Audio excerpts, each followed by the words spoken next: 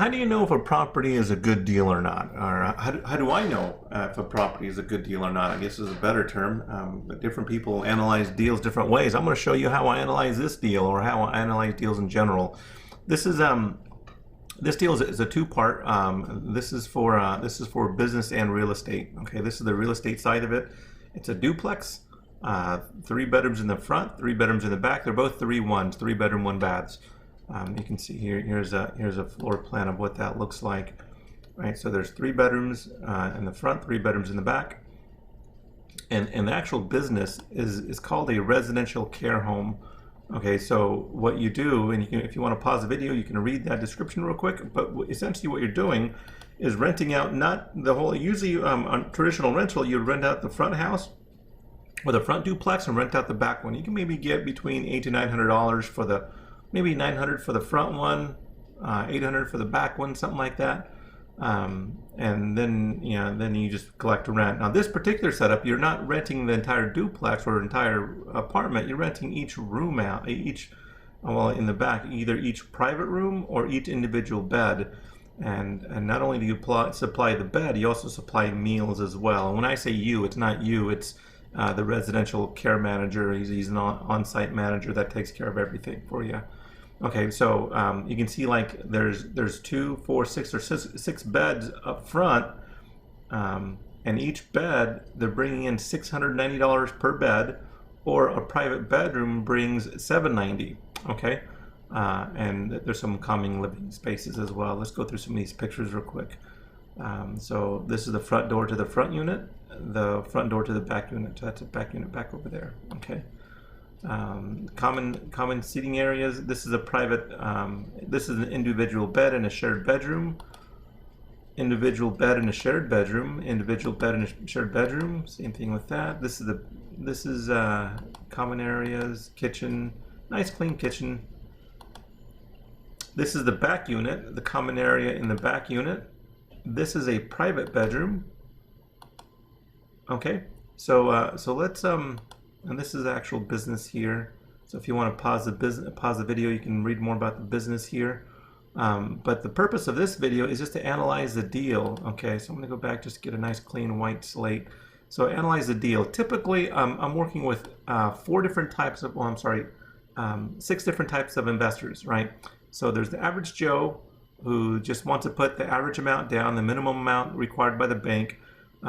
Dave wants to do everything debt-free.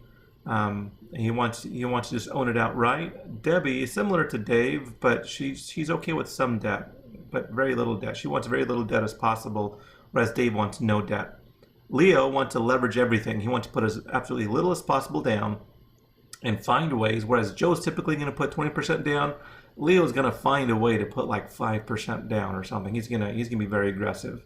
Chip is a lot like Joe. But the difference is Joe's totally hands-off. He doesn't want to swing a hammer. He doesn't want to pick up any tools. He doesn't want to unplug the toilets. He wants to hire everybody to do that.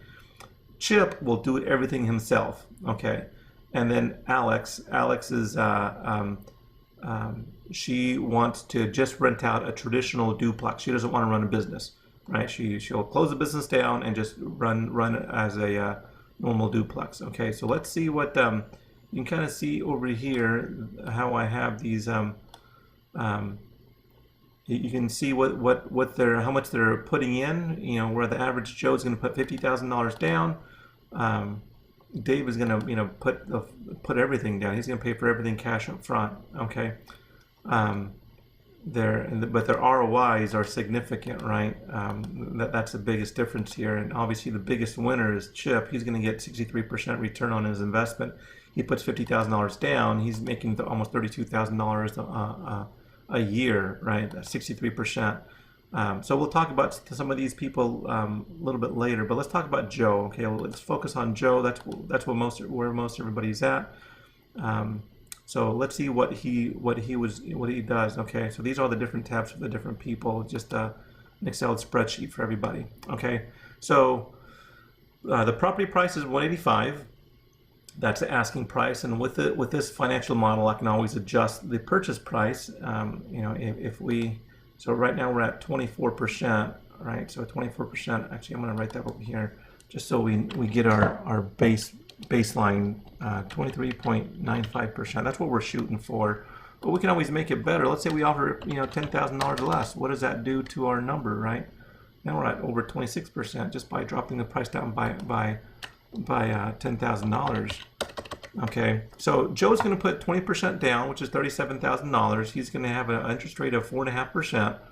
I'm guessing this, right? I have no idea what Joe's credit is, but 4.5 is pretty conservative in a 30-year term. Okay, and the asking price of the business is $50,000, and the 20% down, which is negotiable.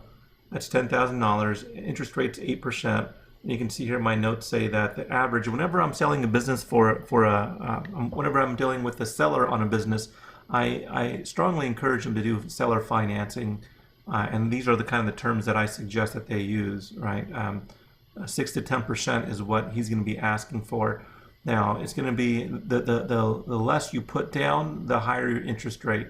So instead of putting 20% down or $10,000, if you put $20,000, you might be able to get a little better interest rate. Now I can't say definitively because it's not my business. I can just suggest to the seller.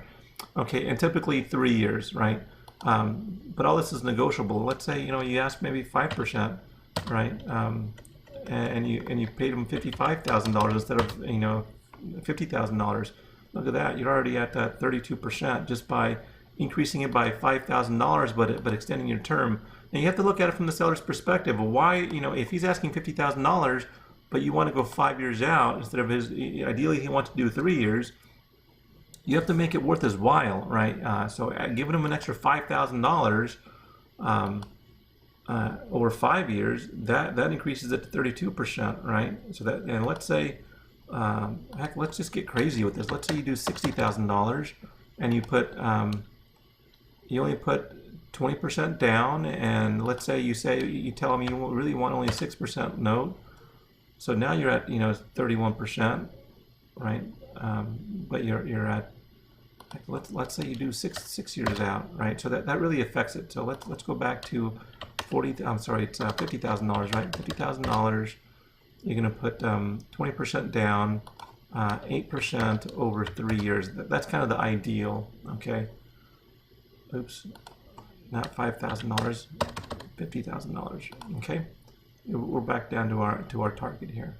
All right, so your total down is $47,000. Your mortgage, and you can see my math is just pretty simple math. My math formula is up over here. The mortgage, this is a typical amortization calculator formula, right? So that you can verify it yourself. The business loan, there's the math for the business loan, amortized over 3 years. That's why with that formula, if I change this to 5 years, you can see that number changes from 811 to come on, don't do that. What's 3 years, right? So total monthly is $2,000.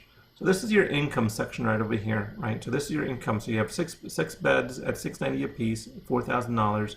3 private bedrooms at $790. That's what it is. Now you can always with this calculator, you can always try to increase your income, right? So let's say right now you have 9 different people there, and they only rent out a private room or individual bed. Where do they put their stuff at? Let's say they have they want a storage shed for some of their stuff.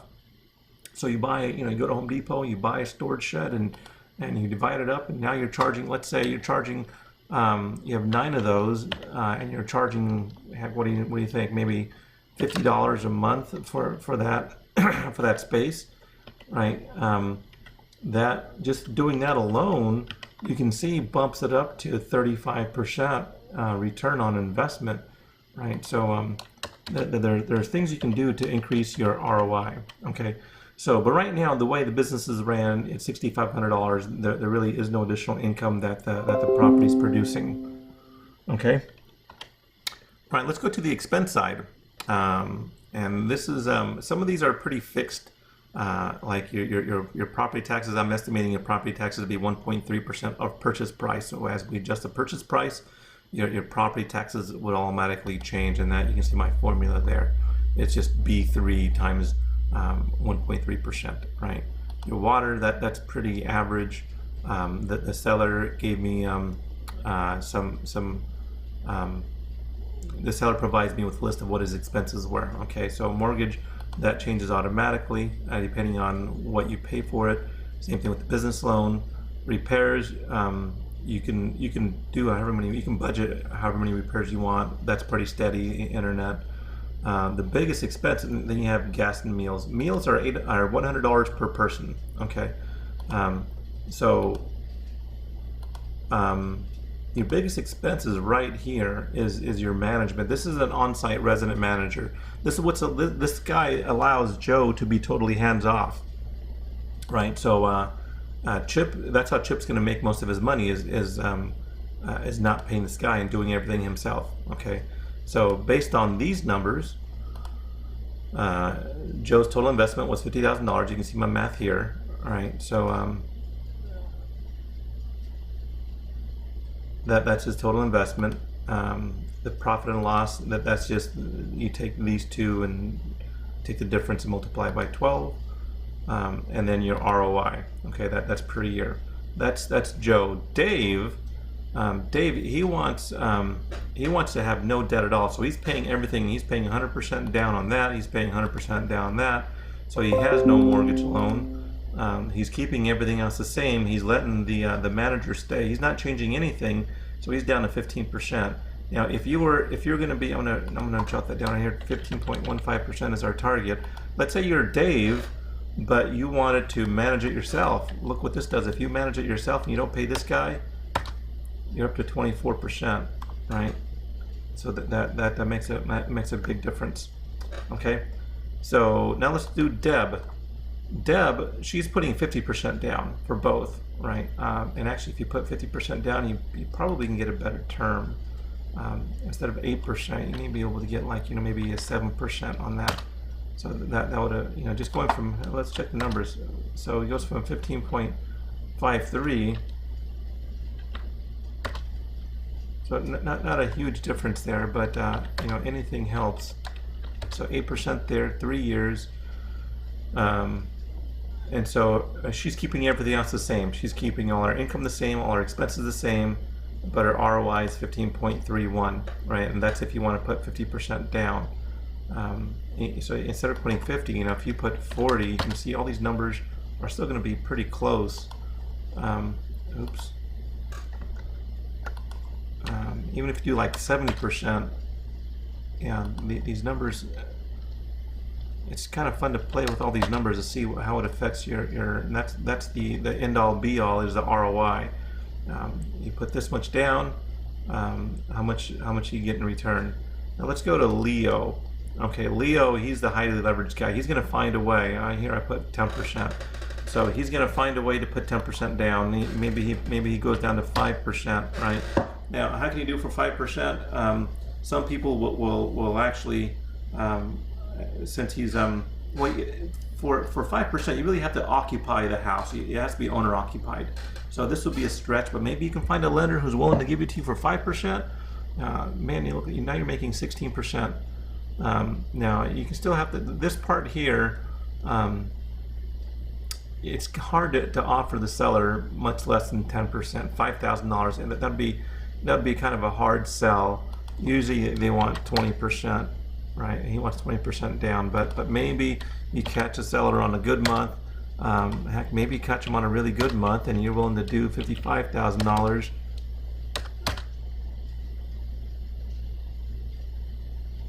I did something wrong. Your down payment is 5%. Okay.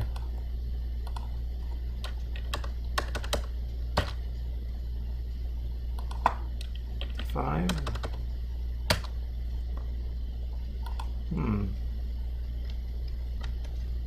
I've been playing with these numbers for a little bit. Whenever you're highly leveraged, any slight change affects your number significantly.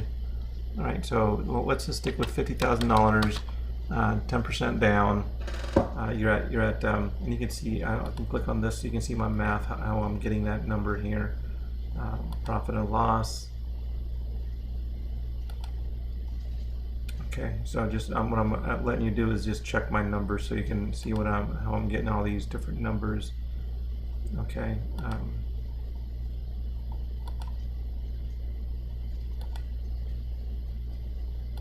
All right. Okay, so now let's go to Chip.